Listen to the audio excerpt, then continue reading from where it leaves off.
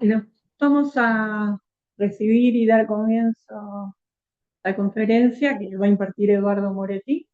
Y la conferencia se titula Cine y espacios de perpetración, imágenes y lugares de memoria de las dictaduras en Brasil. Eduardo Moretti es profesor de la Universidad de Sao Paulo, la USP. Es autor de numerosos libros, entre los cuales se encuentra Humberto Mauro, Cinema, Historia, de 2013, y es editor y organizador de otras publicaciones, entre las que se encuentran Cinema, Historia, Circularidades, Archivos y Experiencia Estética del año 2017, y recientemente, 2025, publicaron junto con Marco Napolitano el libro Cinema y espacios de perpetración, imágenes y lugares de memoria de las dictaduras de Brasil y del Cono Sur. Lo traduje al español. Eduardo es uno de los directores del Grupo de Investigación del Consejo Nacional de Desarrollo Científico y Tecnológico de Brasil, CNPq, titulado Historia y Audiovisual, Circularidades y Formas de Comunicación. Es investigador con beca de productividad en investigación, también de la CNPq en el nivel 2. Fue profesor visitante de la Universidad Sorbonne Nouvelle Paris III en el año 2019 y realizó una estancia de investigación en la New York University en los años 2024 y 2025. Y recientemente fue también distinguido por el gobierno francés, ¿no?, por ser una de las personalidades que ha fomentado las relaciones culturales entre Brasil y Francia. El profesor Eduardo Moretti está aquí en Buenos Aires, gracias a un convenio que existe entre la UBA y la USP. André Manfrini, que es doctorando de Eduardo, también está haciendo uso de este convenio. Bueno, este es un encuentro híbrido, con lo cual también agradecemos la presencia de quienes están conectados virtualmente. Hay investigadores, investigadoras de Argentina que están presenciando este encuentro, también a quienes se acercaron aquí al aula. Y este es un encuentro que organizan el Centro de Investigación y Nuevos Estudios sobre Cine, de aquí del Instituto de Historia del Arte Argentino y Latinoamericano, y RIFILA, que es la Red Internacional de Estudios de Cine Latinoamericano. Te agradecemos mucho, Eduardo, la presencia acá en nuestro instituto. Siempre es un gusto escucharte, conocer las investigaciones que estás realizando, ¿no? Y vamos a comenzar la conferencia. ¿Querés que yo? Sí. Dale, vamos.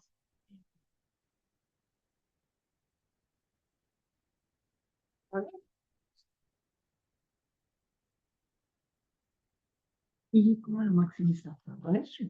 Yo creo que acá. Sí.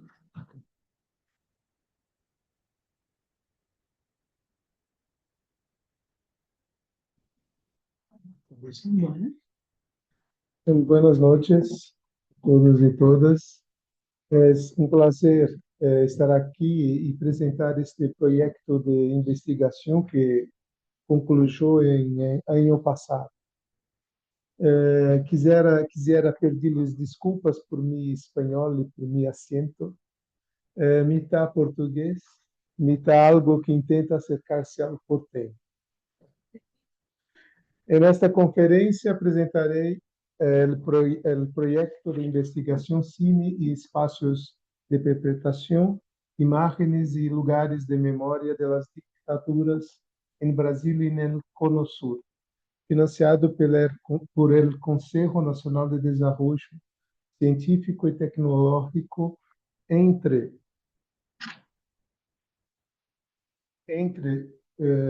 2022 e 2025, coordenado por mim e por Marcos Napolitano, professor da USP. Contou com a participação de diversos investigadores nacionais, vinculados ao grupo de investigação História Audiovisual, assim como de investigadores internacionais como Lior Zimmermann, que está acá conosco em linha, Vicente Sánchez Biosca, Jaume Paures, dentre outros pesquisadores. Cláudio Salinas, de la Universidad de Chile, entre otros. Nuestro primer objetivo foi examinar documentais e películas de ficção que representem ou situem os espaços de memória vinculados à la repressão exercida por las dictaduras militares del Cono Sur, em particular em Brasil, com o fim de reflexionar sobre a forma em que a experiência traumática foi evocada em um intento de reconstruir os processos vividos por los distintos actores sociais. Este análisis se encuentra desarrollado en el libro que comentaré hacia el fin de la conferencia.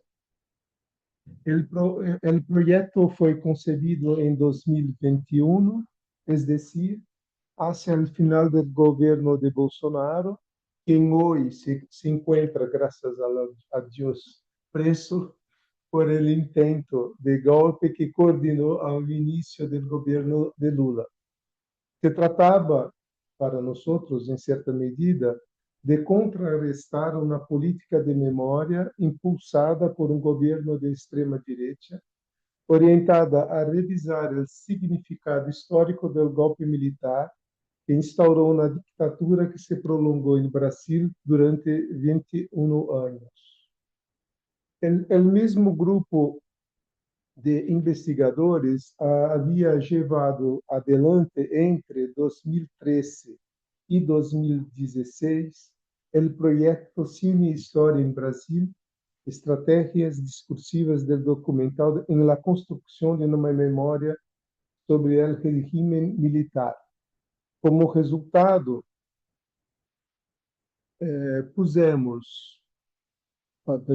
pusimos à disposição em nosso sítio web relevamento filmográfico de ficções e documentais sobre o regime militar que superou os 100 títulos, abarcando o período compreendido entre 1964 e 2015. No marco deste projeto, organizamos 26 seminários, sempre abertos ao público, que contaram com a participação de investigadores de distintos níveis, docentes, mestrandos, doutorandos e pós-doutorandos, e de diversas instituições, entre elas Ana Laura Nunes, da Universidade de Buenos Aires, abordando distintos aspectos da relação entre cine, história e ditaduras militares. Publicaram 2 livros, a saber, Ditaduras Revisitadas, Cartografias, Memórias e Representações Audiovisuais, comigo como coordenador, junto a Denise Corrêa Araújo e Vitor Reia Batista, e um outro livro que se chama El Cine e las Dictaduras Militares, Contextos, Memórias e Representações Audiovisuais, em 2018, junto a Marcos Napolitano. Assim mesmo, realizamos 2 entrevistas com importantes documentalistas, Silvio Tendler, recentemente falecido, e Lúcia Murat, figuras de referência neste campo, publicadas em la revista Arte e Cultura. Permitam-me agora detener-me com maior detalhe no projeto Cine Espaços de Perpetuação, imagens e lugares de memória das dictaduras em Brasil, tema central desta conferência. Este projeto parte do suposto que as discussões sobre a relação entre memória e violência política em contextos dictatoriais e de violência do Estado se han vuelto centrais no debate contemporâneo, tanto em la investigação acadêmica como no direito internacional e em los movimentos sociais comprometidos com a democracia e os direitos humanos. En este contexto, El lugar de la cultura y de las artes resulta fundamental, dada la importancia de las representaciones simbólicas en la construcción de la memoria, en la configuración de narrativas históricas comprometidas con la democracia e em la afirmação de identidades de vítimas e perpetradores que contribuam, graças, a los processos de reconstrução social post-conflicto. El cine, por sua parte, como experiência social e estética fundamental no mundo contemporâneo, se ha constituído em um canal privilegiado para a representação e o debate em torno à memória das violências de Estado em contextos de guerra ou ditadura, dialogando com memórias sociais e narrativas historiográficas. Em Brasil, películas como Ainda Estou Aqui, de Walter Salles, e O Agente Secreto, de Kleber Mendonça Filho, evidenciam, por seu êxito de público e sua repercussão crítica, a capacidade do cine para produzir memória. Em lo que respecta à história recente do cine brasileiro, que desde há décadas retorna de maneira constante a las representações críticas da ditadura militar, se observa em los últimos anos a emergência de um conjunto de películas orientadas especificamente a la reflexión sobre la perpetración de la violencia autoritaria.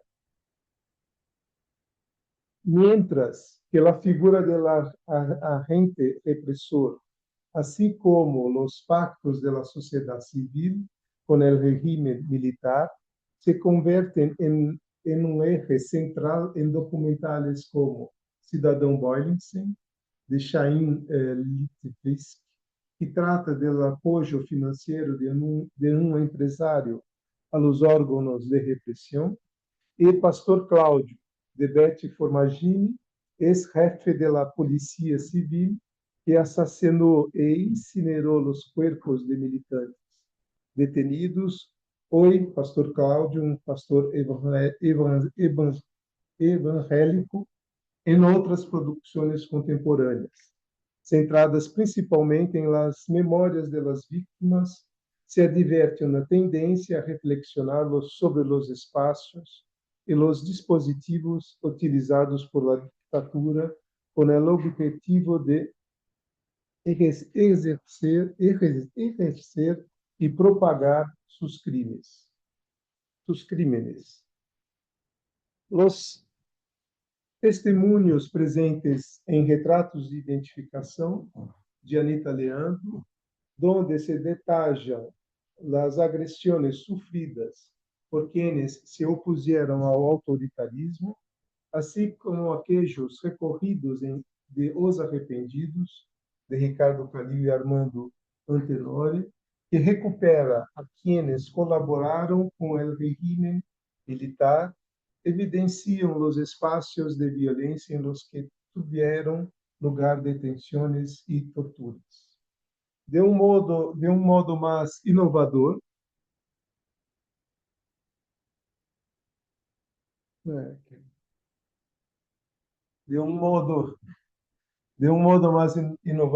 mas já de uma película centrada em entrevistas, Torre das Donzelas, de Susana Lira, escenifica a prisão onde numerosas militantes foram encarceladas durante o período ditatorial, como Dilma Rousseff, que ha sido presa nessa torre, como era um apelido, né, dado a esse espaço.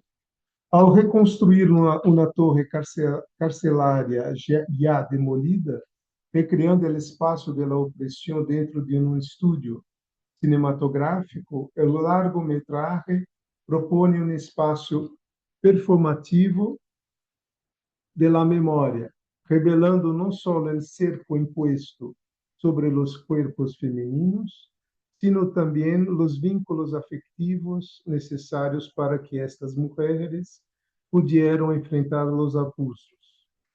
En el caso de Orestes, de Rodrigo Siqueira, el retorno a los pasillos del DOPS, prisión política de la época, así como los psicodramas que escenifican situaciones límites de la violencia, sitúa en el centro del tejido fílmico el trama irresuelto de la sociedad brasileña en relación con sus herencias autoritarias. A partir del estudio en profundidad de estas e de outras obras que foram mapeadas, propusemos uma reflexão sobre o cine brasileiro como instância memorial, atravessada por los espaços de perpetuação da violência, em la qual emergem novas perspectivas de lectura sobre o período da ditadura militar. Outro conceito importante para o projeto, há pouco mobilizado no Brasil, é o de perpetradores.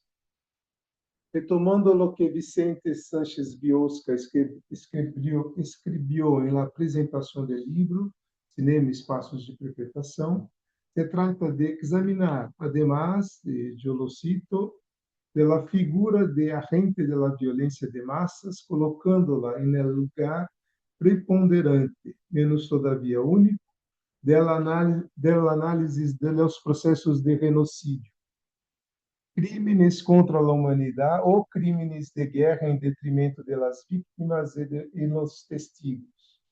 Interesa la acción criminal de masas desde su concepción, la creación de las condiciones para su puesta en marcha y la comisión de los crímenes. En otras palabras, una investigación que reacciona frente al imperio del traumatismo baseado en la primacía absoluta de las víctimas en las últimas décadas del siglo XX y se propone un examen minucioso de los planes de exterminio, las acciones que lo hacen posible y aquellos sujetos que los llevan a término.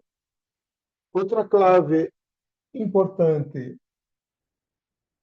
que nos orientou a lo largo do projeto foi a noção de memórias em disputa, que retomo aqui a partir das reflexões de Marcos Napolitano, quem recentemente publicou um livro sobre o tema titulado Memória e Violência. As renovações historiográficas, especialmente a partir da segunda metade do siglo XX,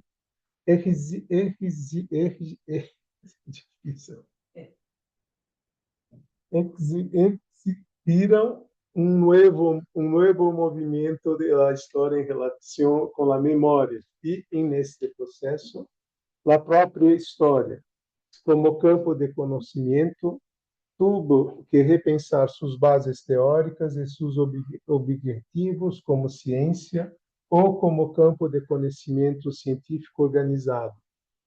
Asimismo, em la medida que os efeitos da guerra moderna e suas violências, a partir da Primeira e, sobretudo, da Segunda Guerra Mundial, transcenderam os códigos do campo de batalha e alcançaram a populações civis inteiras, surgiu uma nova demanda que transformou profundamente a relação entre história e memória. O direito à memória da vítima e do derrotado, que por lo general entrava em tensão com o ufanismo e as narrativas oficiais de los vencedores, ou com o silêncio e o ocultamento naturalizados de los vencidos e exterminados. Os estrategas da guerra moderna apostavam ao olvido de las vítimas em paralelo à desaparição de suas comunidades. Se existe a possibilidade de uma história depois de Auschwitz, esta reside precisamente en esta nueva relación entre historia y memoria. Una profusión de discursos sobre la memoria terminó por convertir a la memoria en objeto de la historia, en un contrapunto crítico que matiza las ilusiones de objetividad de la historiografía. Se trata de um processo prolongado, com avanços e retrocessos, pero que ha experimentado um movimento afirmativo desde o final da Segunda Guerra Mundial, al menos, alimentado por la crítica social a las fuentes tradicionales de autoridad, por los derechos de las minorías, incluido el derecho por el debate sobre los significados del Holocausto Shoah y por las políticas de unificación europea que debieron enfrentar mitos y fantasmas nacionales baseados en la violencia étnica y en los conflictos internacionales. Como señala Gilda Waldman, la aparición de los temas de los derechos humanos como valor compartido entre diversas sociedades nacionales también introdujo la cuestión de los crímenes contra la humanidad y de la justicia y responsabilidad colectiva, que con frecuencia diluíram os esforços por construir um discurso oficial celebratório pelos processos de violência política, quebrando a voz do vencedor como fonte autorizada de memória e instaurando uma pluralidade de memórias em disputa por la interpretação histórica do passado.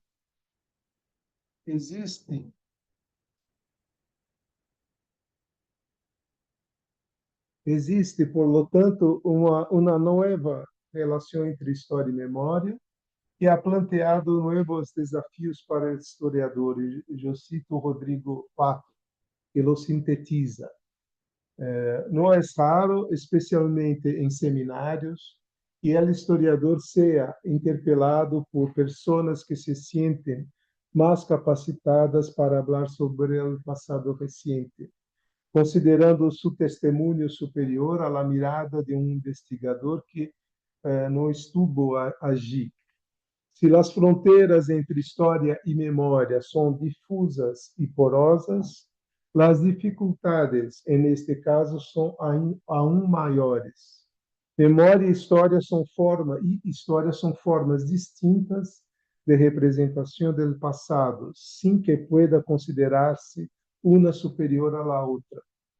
Si bien la memoria constituye una de las matrices de la historia, esta ha buscado autonomizarse e incluso someter a la memoria al transformarla en una de sus fuentes.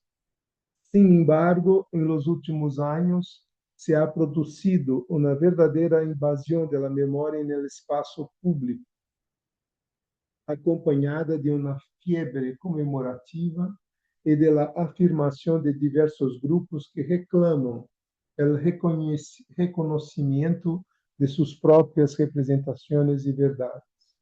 Por isso, se ha hablado de abusos e de uma tirania de la memória, considerada como uma ameaça ao predomínio de la historiografia como forma de representação do passado. E eu encerro a citação.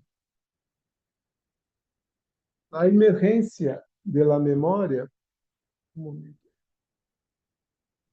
la emergência de la memória de los traumas históricos en el espacio público durante el siglo XX tiene como momento culminante la representación de los horrores del nazismo, generando un diálogo notable con las formas y proporciones inéditas del control de la memoria social que se produjeron bajo ese régimen, así como bajo otras tiranías modernas, impulsando lo que Andreas Husserl denominó cultura de la memoria. La mayor parte del siglo pasado, marcada por genocidios y dictaduras, impuso una reconfiguración profunda da memória e del recordar em comum. Uma das principais repercussões culturais da Shoah foi o chamado boom da memória, iniciado tras a Segunda Guerra Mundial, para o qual o campo audiovisual resultou fundamental. Desde entonces, el régimen de memoria social se ha transformado y el papel de la víctima y del testemunho ha adquirido un lugar central, tanto en relación con el nazismo como con las dictaduras latinoamericanas. Muitas de las formas instituídas de memória han tenido como preocupação principal o registro e a evocação de los crímenes, de los sobrevivientes y de las víctimas. Lo contrapunto de estas representações se encontra en la figuração del perpetrador e de los espaços de violência que, en el ámbito de los filmes documentales o ficcionales, não devem ser considerados unicamente como protagonistas passivos de la memória de las víctimas. Em outras palavras, a figuração fílmica e a representação de los perpetradores e de seus espaços de violência remitem a tablas de la memória e a narrativas que buscam expiações, desculpabilização e coartadas de diversos grupos sociais que contribuíram à construção de los regímenes autoritários e de suas formas de violências de Estado. Analisar criticamente a los personagens perpetradores, sua fotorrenia, suas performances corporales, seus discursos, suas motivações dramáticas e os espaços de violência dentro da cadena general de repressão resulta fundamental para o fortalecimento de los processos de memória e para a afirmação de uma cultura democrática e de direitos humanos. A partir destes supostos teóricos e de estas preocupações, avançamos em nosso plano de investigação, desarrollando as seguintes atividades. Visitas técnicas a lugares de memória de la violência exercida por la ditadura militar em la ciudad de São Paulo, como o edifício do antigo destacamento de operações de informações, Centro de Operações de Defesa Interna do ICOD, órgão de repressão, que acá vemos um grupo durante a visita, que contaram com a participação de Sánchez Biosca e James Pérez, da Universidade de Valência. E acá temos também a investigadora Débora Neves, que nos guiou durante a visita, um espaço onde funcionava em dependências ubicadas o fundo de uma comissaria, um centro de tortura, dirigido por de los heróis reivindicados pelo governo de extrema-direita que governou o país antes de Lula. Coronel Ustra era o jefe deste espaço de tortura e assassinato. Actualmente, o equipo coordenado por Débora Neves lleva adelante investigações arqueológicas no lugar e a luta consiste em transformar esse espaço onde dezenas de prisioneiros foram torturados e assassinados em um sítio de memória. É uma grande resistência a transformar este espaço em um espaço de memória da parte das autoridades em Brasil. Nós também hicimos uma visita ao Memorial da Resistência Antigua e ao Centro Universitário Maria Antônia, escenario de los enfrentamientos entre estudiantes universitarios y grupos de extrema derecha en 68. Acá es el Memorial de la Resistencia, um espaço que funcionou como comissaria e centro de detenção entre 1940 e 1983, um período um pouco mais largo. Não é dedicado solamente à memória das vítimas da ditadura, né, mas das repressões durante este período.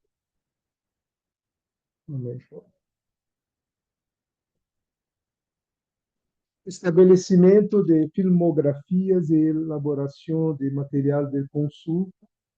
Se levou a cabo um relevamento filmográfico de obras que representam ou tematizam a figura de los perpetradores, tal como lo delimita o projeto. Se trata de películas de ficção e documentais organizados por fecha e por diretor. Em relação com os relevamentos realizados, consultamos as seguintes bases de dados e cartografias que há na relação de pessoa, deixar disponíveis a apresentação para consulta posterior.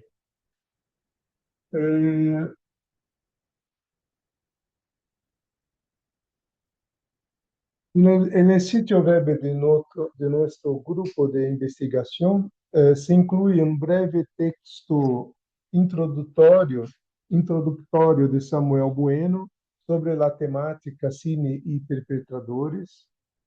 Es fácil de localizar el sitio, basta colocar história audiovisual, Moretim, que se chega ao sítio. E o material se encontra dividido em 3 regiões: Cono Sur, Brasil e extranjeros.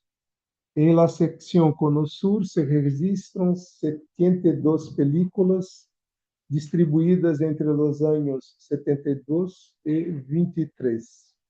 Ao hacer clique no título de cada filme, cada película, se acede a sua ficha técnica, disponível em sítios como a Ditadura em el Cine, vinculada ao projeto Memória Aberta na Argentina, assim como em la Cineteca de Chile e em Cine Chile, Enciclopédia del Cine Chileno.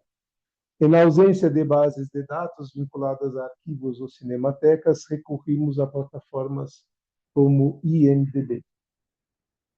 Em la secção Estrangeiros, se incluem 17 películas de ficção que constituem, em realidade, uma muestra de obras de referência para a discussão do tema, como La Batalha de Argel de Pontecorvo.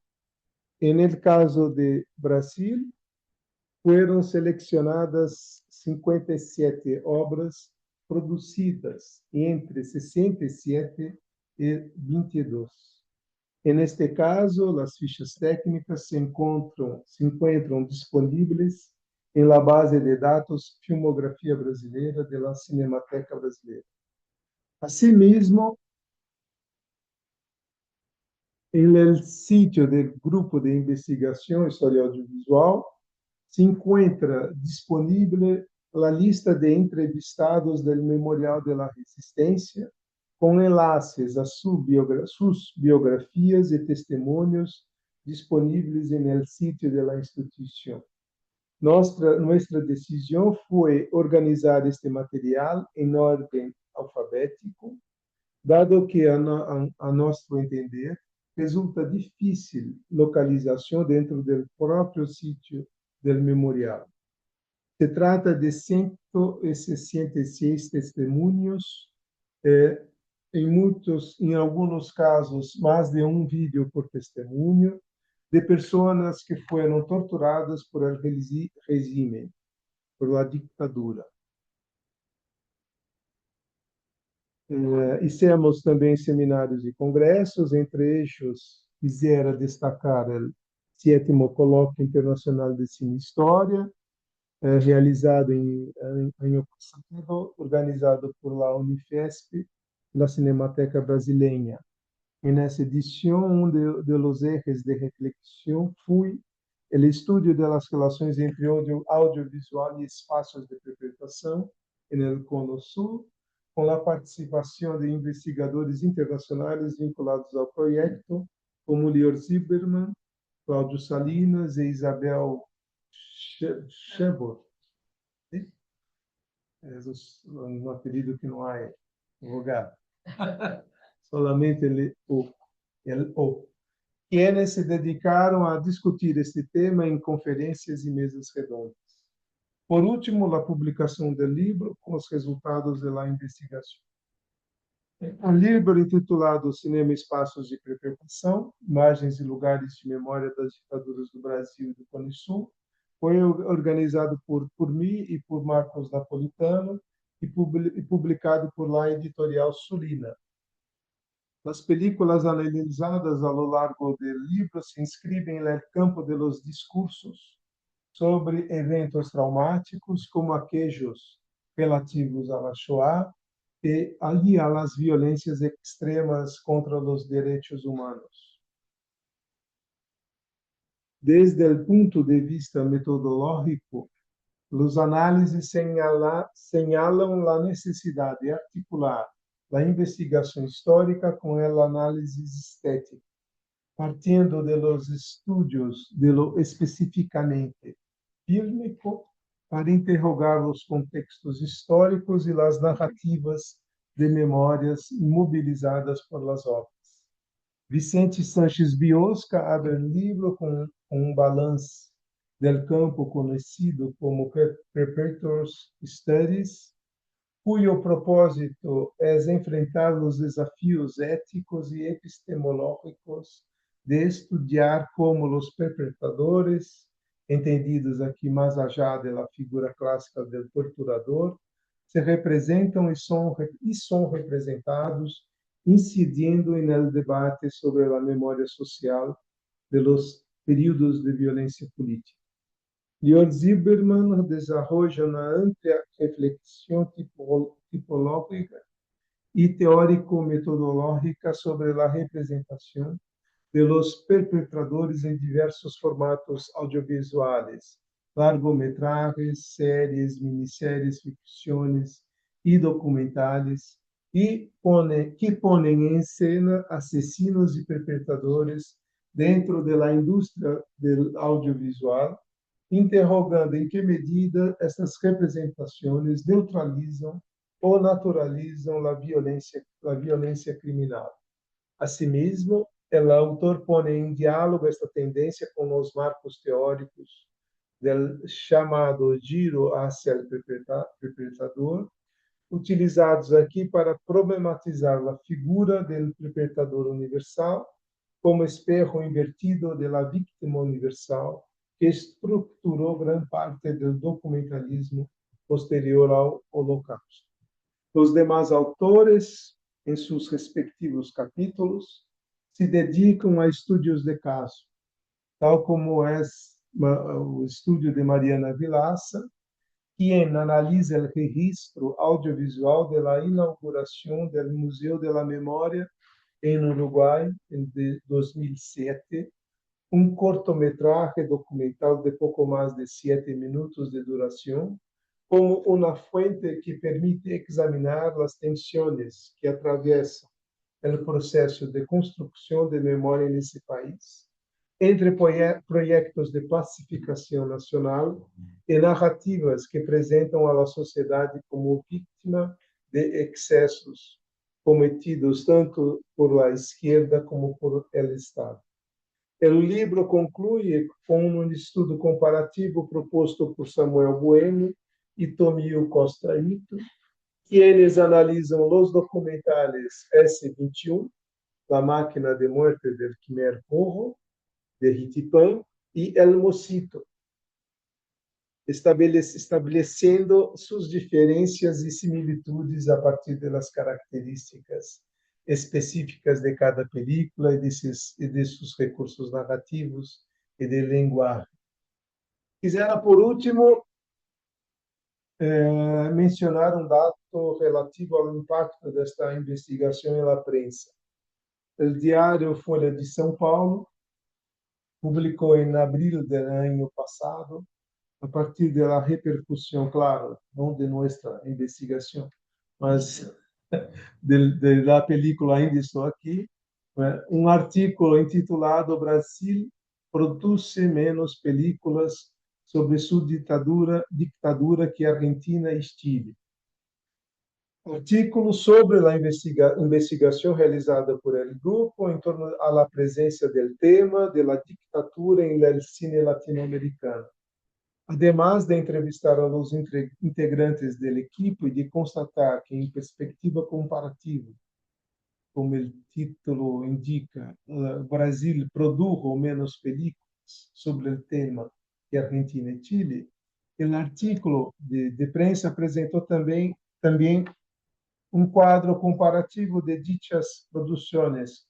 É interessante, trabalho bem feito. Para concluir, nosso objetivo acá e com o projeto é contribuir, aunque seja de maneira modesta, ao combate contra os revisionismos e negacionismos históricos que parecem haver regressado com força, diluindo responsabilidades e naturalizando distintas formas de violência e intolerância política.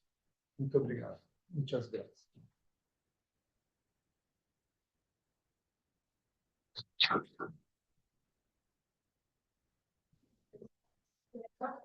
¿Dónde quedo acá?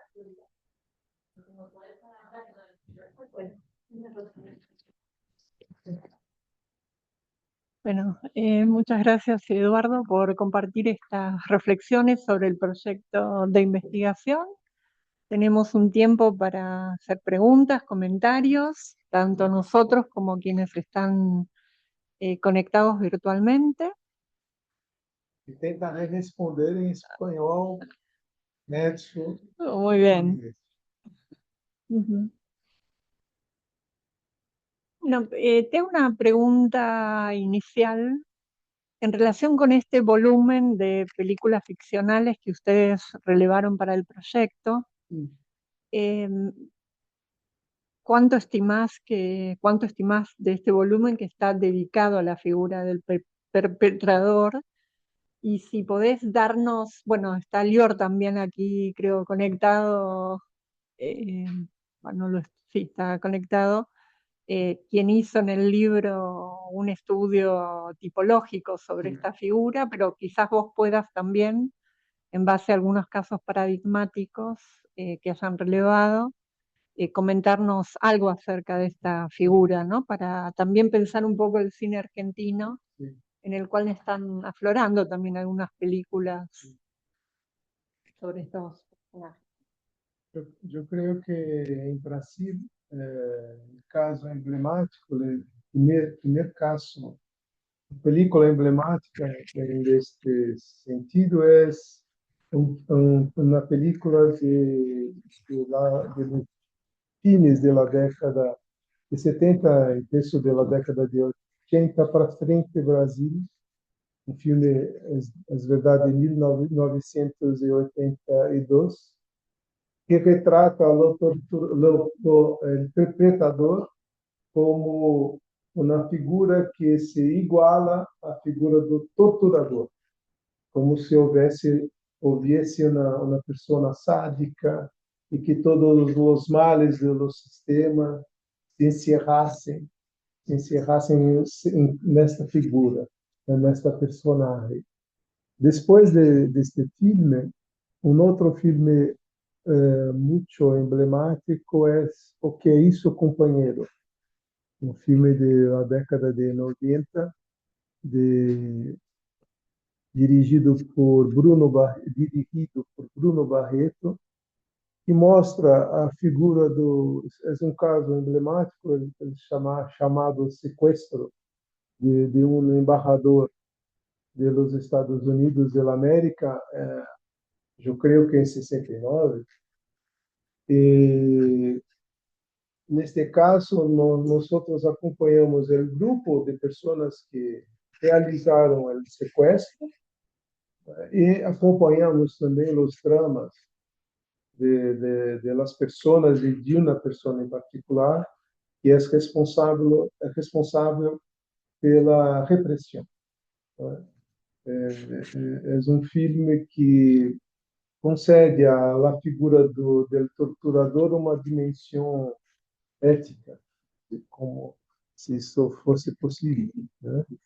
E recentemente nós outros temos um filme que eu abri acá em apresentação, um documentário que se chama Cidadão Bollins, que trata de uma pessoa que era um empresário paulista do estado de São Paulo, que apoiava financeiramente porque em Brasil os órgãos de repressão, em primeiro lugar era o exército, as forças armadas, mas em Brasil houve uma associação entre a polícia e o exército, mas de uma maneira que não era oficial.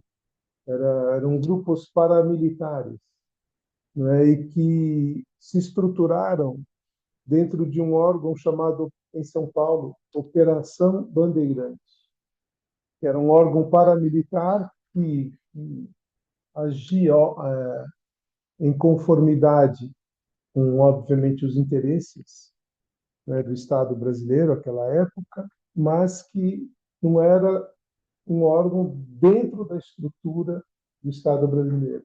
E o Boylensen era uma pessoa que pojava com dinheiro na criação desse órgão e mesmo participava das sessões de investigação e mesmo tortura. Então, dentro desse sentido, este filme ele mostra uma dimensão um pouco mais ampla, né, da estrutura de repressão, que não se resumia à presença, né, da figura do torturador, mas sim de um esquema mesmo mais amplo de apoio, né, à violência. Depois, sim, respondi nesse sentido. Sí, claro. Sí. Yo levanto la mano. Perdón. Silvio, te podemos escuchar.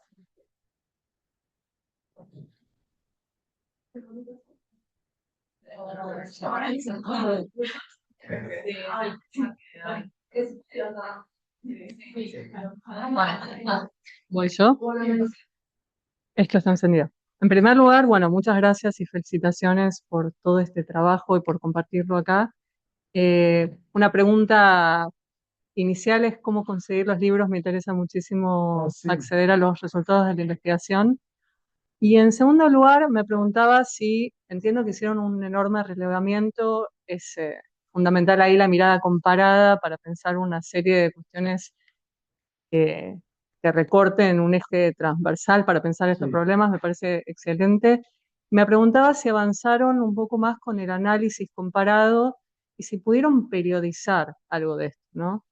Sí. Habiendo estudiado un poco sobre la transición democrática y un poco más siguiendo el tema de estas cuestiones en el tiempo, uno ve que al principio, cuando aparece la figura del perpetrador, sobre todo en el documental, que es lo que más conozco, aparece más como denuncia o como la figura del arrepentido, y eso empezó a girar, seguramente Leor lo debe tener sumamente trabajado en Argentina, pero me preguntaba cómo se da ese cruce, donde, bueno, en Chile es evidente, con films que mencionaron acá como El Mocito y demás, que, donde la figura se vuelve sumamente ambigua, provocadora, problemática, pero bueno, si ese eje lo habían seguido en el tiempo. Esa era mi pregunta. Bom, eu enviei a São Paulo todos os exemplares de livro, mas eu prometo que Ana Laura quando estiver lá em junho. Tengo el primero, el de Papa Blanco. Ah, sí, Capa Blanca, sí. Este libro, Cine e Imágenes del Libertador, nosotros faremos o lançamento do livro 22 de abril desse mês. Não foi ainda lançado efetivamente, e será o lançamento no Centro Cultural Maria Antônia, que é um antigo espaço de memória de las luchas de los estudiantes que resistiram à ditadura a los años 60. Mas eu prometo deixar exemplares a Ana Laura que... Y el de Marcos Napolitano también. Sí, sí. Sí. E nós não avançamos muito nesta perspectiva de estabelecer um estudo comparativo. É por isso que eu creio que me interessou o artículo na prensa, porque de uma certa... Porque, enfim, nós recebíamos apoio financeiro, mas era um apoio financeiro restrito, não era um apoio financeiro que me permitia contratar becas, né, para fazer investigações, né. Nós fizemos um mapeamento de películas em Brasil, na Argentina e no Chile, a partir destes bases de dados, né, que nós obtivemos, e a partir daí nós intentamos fazer de investigações de caso mesmo.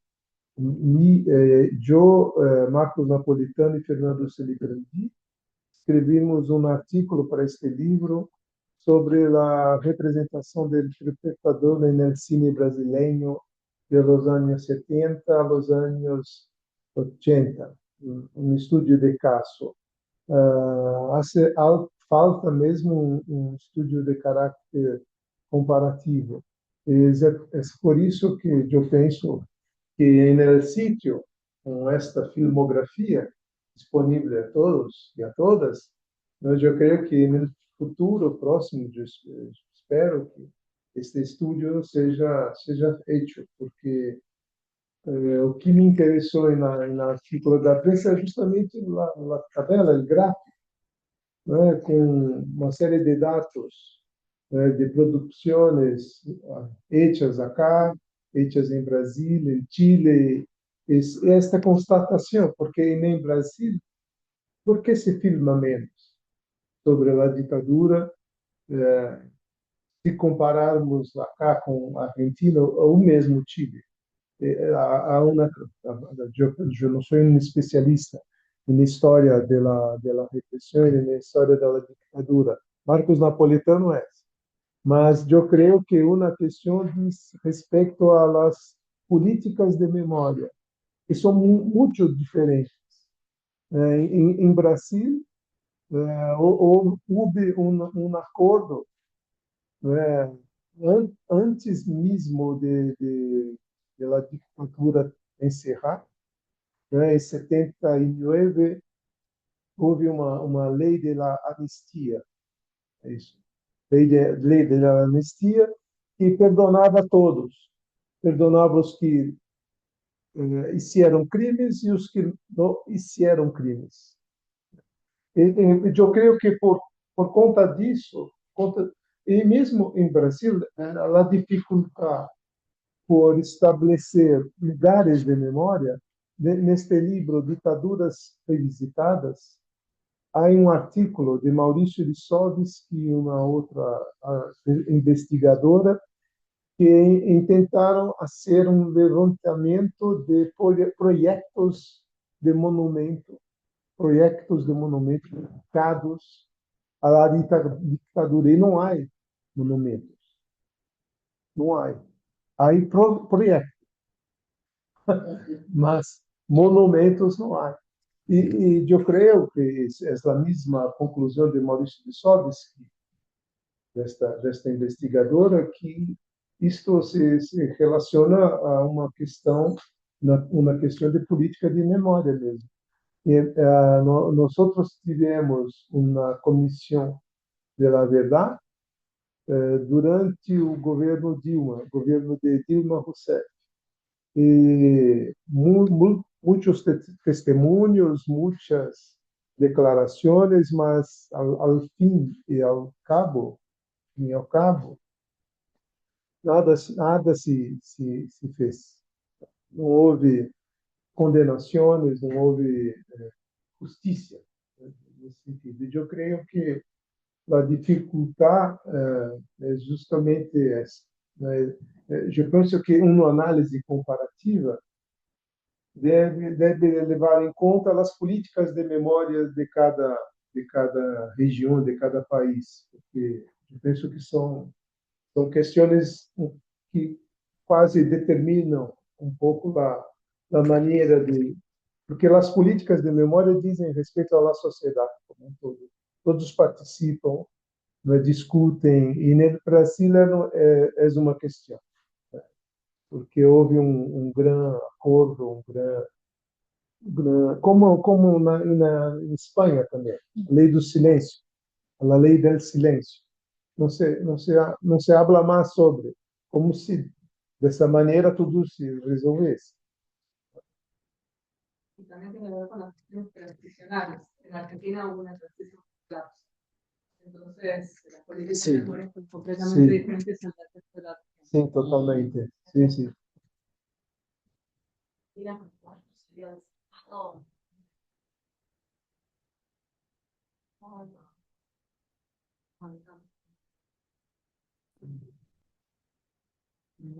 Laura. Una pregunta que tiene que ver con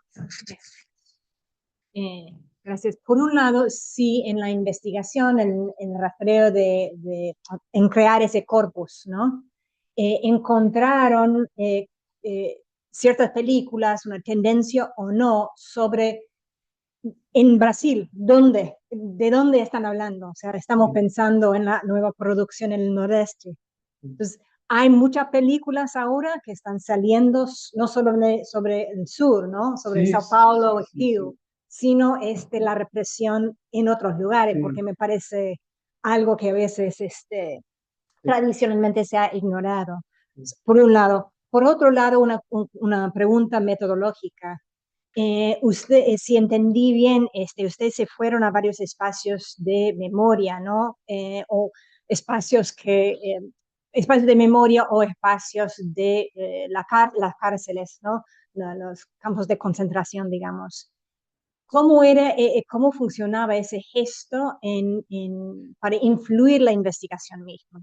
Es decir, que es una cosa de ir, pero otra cosa es, ¿qué hago con esa experiencia en términos de analizar películas que hablan de esos espacios o espacios similares? Entonces me parece puede tener un impacto metodológico, pero uno difícil, ¿no? Entonces, si puede... A primeira pergunta, comentário sobre as diferenças, forças regionais. Sí hay, ¿no? Trânsito. Sí hay. Eu creio que sim, eu creio que há uma outra questão que é também relacionada a gênero, né? Porque todas, com exceção de Torre das Donzelas, que é uma película, e há outras também, películas em que a personagem principal são as mulheres que han sido torturadas, perseguidas.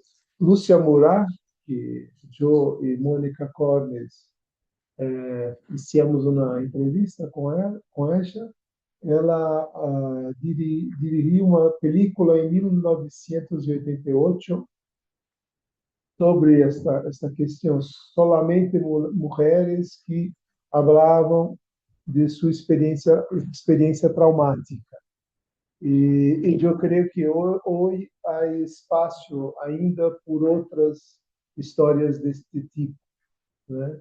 Há uma investigadora que é também realizadora, que se chama Vera Egito, que dirigiu uma película sobre a Batalha da Maria Antônia, porque é um evento que envolveu estudantes de Mackenzie, uma universidade que existe até hoje, mas que à época era o centro da extrema-direita e que se ubicava em frente à Faculdade de Filosofia, Ciências e Letras, e houve uma batalha lacage durante dias. E hoje ela tem um projeto que é estudar, examinar a participação de uma mulher negra estudante vinculada ao Partido Comunista, que participou de uma guerrilha, de um movimento armado no interior do estado do Pará. Então, eu creio que há Eric Rocha, que é filho de Glauber Rocha, ha hecho um documentário sobre uma sobrevivente desta experiência de luta armada no interior do Paraná. Não me recordo, lembro do nome, mas depois eu posso lembrar desse filme, mas eu creio que há hoje diferentes movimentos em Brasil no sentido de recuperar essas histórias tanto quanto perdidas, não examinadas. Por outro lado, é uma situação em Brasil, salvo isso em contrário, muito diferente de uma situação como o estudo de campos de extermínio, ou mesmo S-21 de Hitipã, em que é possível levar a pessoa ao espaço de perpetração e revisitar os sentidos da experiência traumática.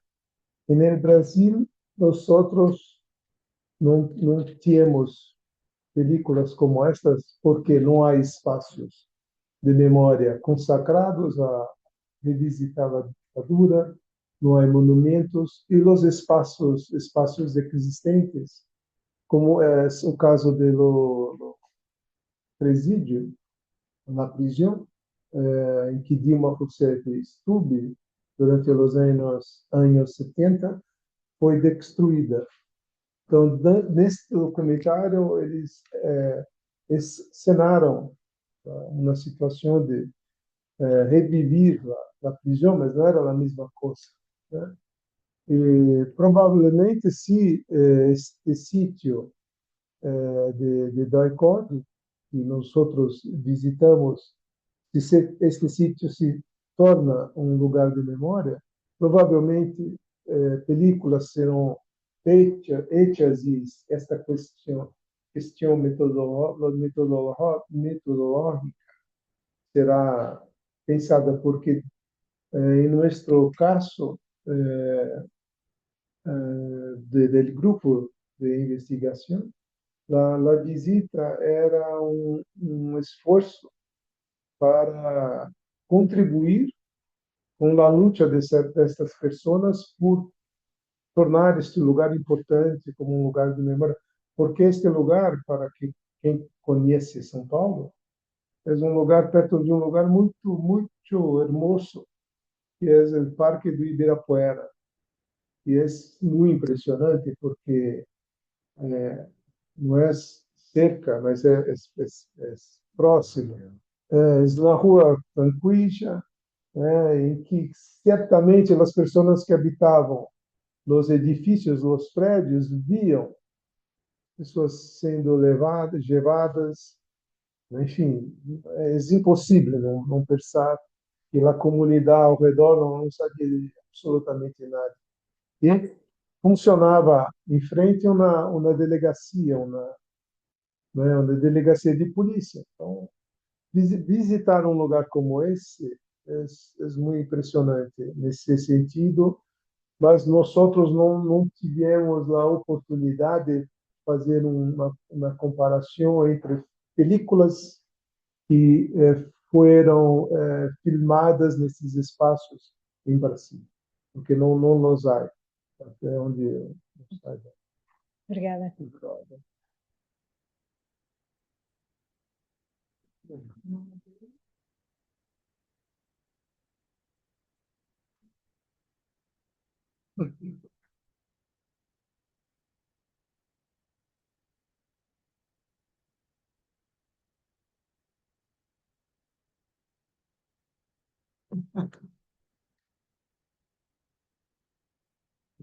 Los invito a visitar o sítio web, a História e Audiovisual, onde encontram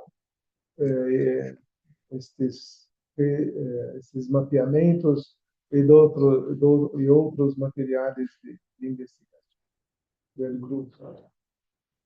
Porque todos os anos hacemos um encontro, eu já estuve lá, a Andrea também, Paula, e são encontros que reúnem investigadores, principalmente do Brasil, que discutem essas questões metodológicas sobre as relações entre cine, contexto histórico e como pensar as películas como documentos históricos de uma época, que é diferente de pensar no contexto histórico em relação às películas, porque acreditamos que as películas possuem uma força de memória, há atributos que são específicos, estéticos, e que é preciso se cercar desses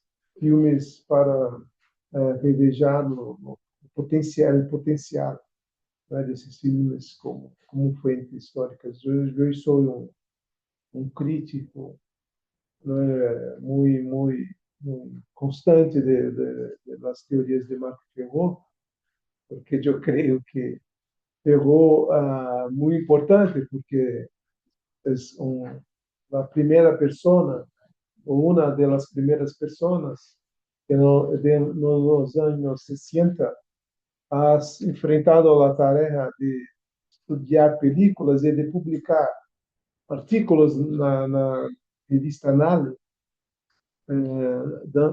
em um momento em que o cine não entrava no horizonte de investigação. Mas, do ponto de vista metodológico, eu creio que Ferro há limitações que é preciso enfrentar. E no Brasil há outro problema, porque no Brasil se traduz muito em comparação com a Argentina. Porque em Brasil, o primeiro livro que há traduzido de francês para português sobre esse tema foi o livro de Marc Ferro. E, por conta disso, todo mundo lo cita. Está hoje. E outro investigador que também foi traduzido foi Robert Rosenstone, que é outro problema. A ideia que discurso, realidade são duas coisas. Não existe a realidade, existe o discurso. Mas, enfim, a ideia do grupo de investigação é de pensar o cine dentro deste contexto metodológico maior e de propor questões generais, sem a ideia que nós vamos a encerrar todo o tema de investigação. Isso.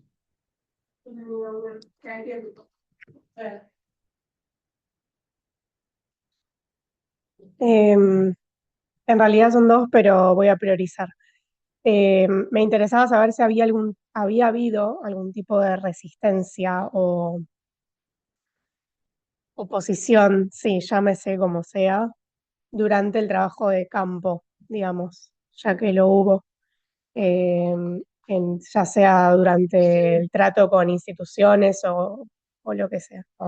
Durante o governo Bolsonaro, a Cinemateca Brasileña ha cerrado as portas porque vivemos a pandemia, por um lado, mas por outro lado, o governo pouco se a Cinemateca e, neste sentido, tudo se pôs em risco.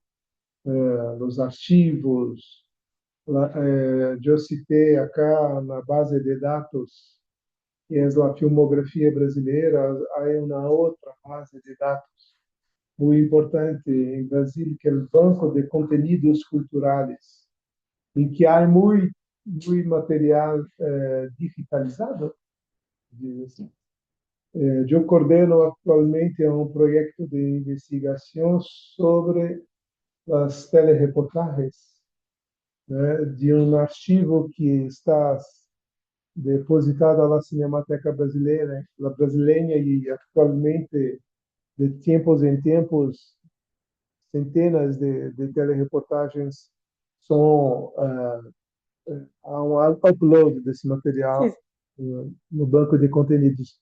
Mas neste período houve uma tentativa de controlar a produção cultural e a produção científica, mas não propriamente, porque somos nós outros que evaluamos os projetos, né, nesse caso. Então, quando nós outros apresentamos este projeto ao CNPq, as pessoas que evaluaram este projeto eram colegas, eram professores, como nós outros.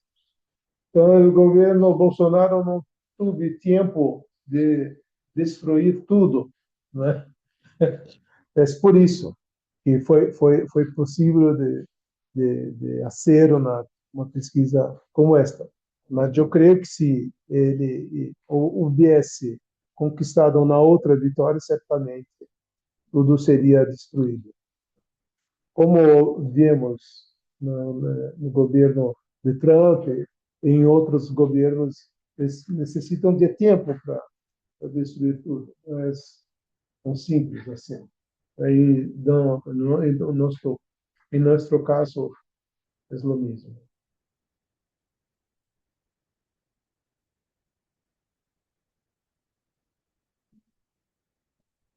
Agradeço a vocês por essa presença de vocês. Puede compartir una segunda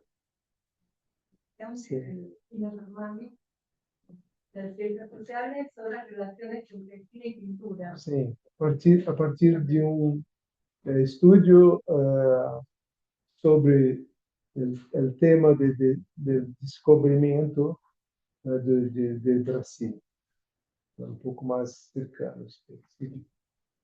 También lo utilizamos. Graças. Obrigado.